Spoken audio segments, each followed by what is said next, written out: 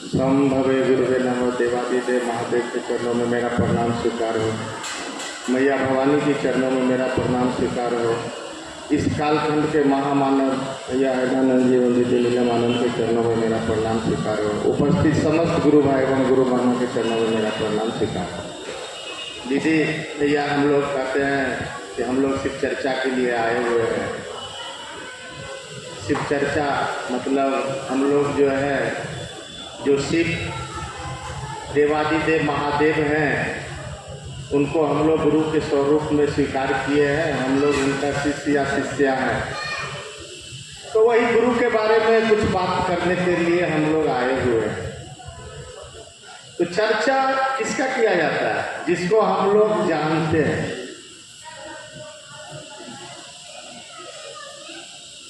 लेकिन अब जानने का अलग अलग तरीका होता है। जैसे हम अपने बच्चे को जानते हैं कि शुरू से कि ये मेरा बच्चा है, लेकिन वो सिर्फ जिनके हम क्या मेरे पूर्वजों उनके बच्चा है, उनके बारे में हम लोग क्या जाने। तो हम लोग पहले बचपन से सुनते आए अपने घर परिवार से कि वो महादेव है, भोले बाबा है, हम लोग उसको पूजा करते हैं, सावन में कांवड़ लेके जाते हैं, जल चढ़ाते हैं। कहने का मतलब है कि भगवान के रूप में आज तक उनको हम लोग पूजा करते हैं। लेकिन साहब और दीदी के द्वारा हम लोग को ये समझाया गया कि जो महादेव हैं, जो भगवान हैं, वो जगत के भी गुरु हैं। वो गुरु के स्वरूप में भी आप उनको गुरु बना सकते हैं। और ऑलरेडी महादेव जो है वो जन जन के गुरु पहले से है। पता है, वो देव नहीं है, वो देवों के देव महादेव हैं।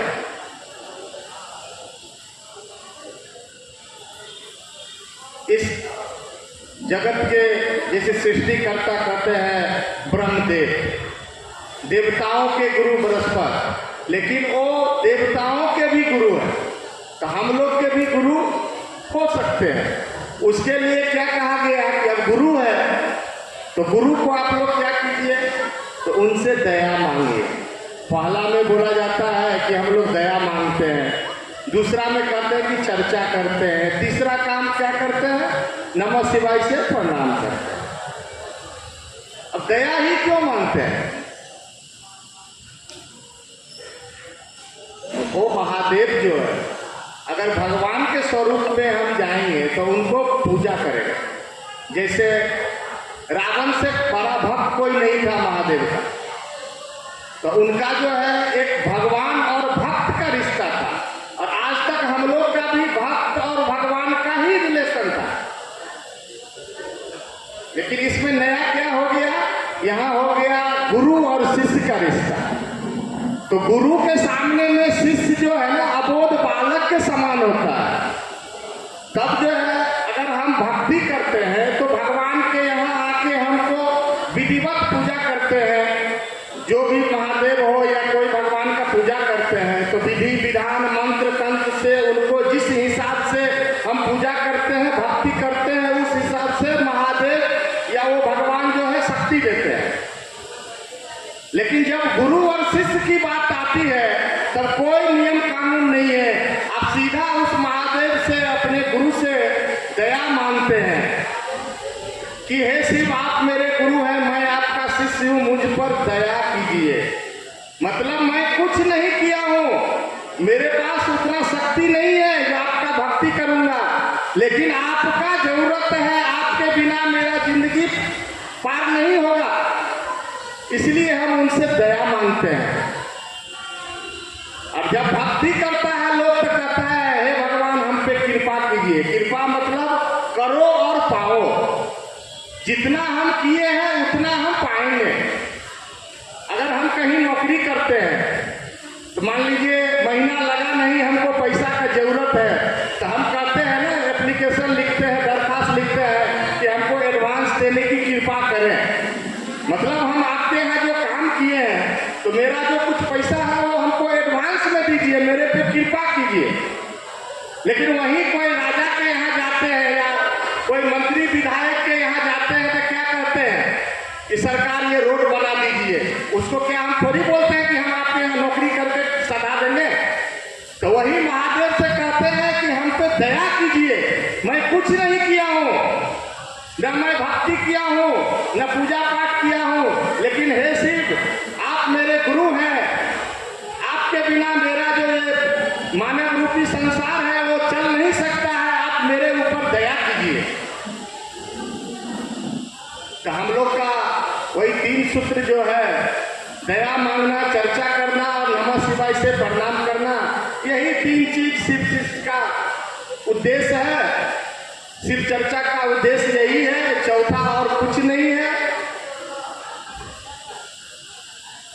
अब हम लोग 2 सूत्र तो खुद कर लेते हैं, लेकिन बीच में जो एक सूत्र है चर्चा करना, तो दूसरे को तो समझाने के लिए जाना पड़ेगा, बताना पड़ेगा। तो जब तक हम खुद नहीं समझेंगे, मेरा आत्मा नहीं समझेगा कि वो महादेव मेरे गुरु हैं, तब तक दूसरे को कैसे समझा सकते? और समझाने के लिए चलेंगे। तो जब भगवान राम जन्म लिए थे उस समय भी रावण था, कृष्ण के समय में भी कंस था। तो ये तो कलयुग है, आपको पग पग पर अनेक बाधाएं आएगी।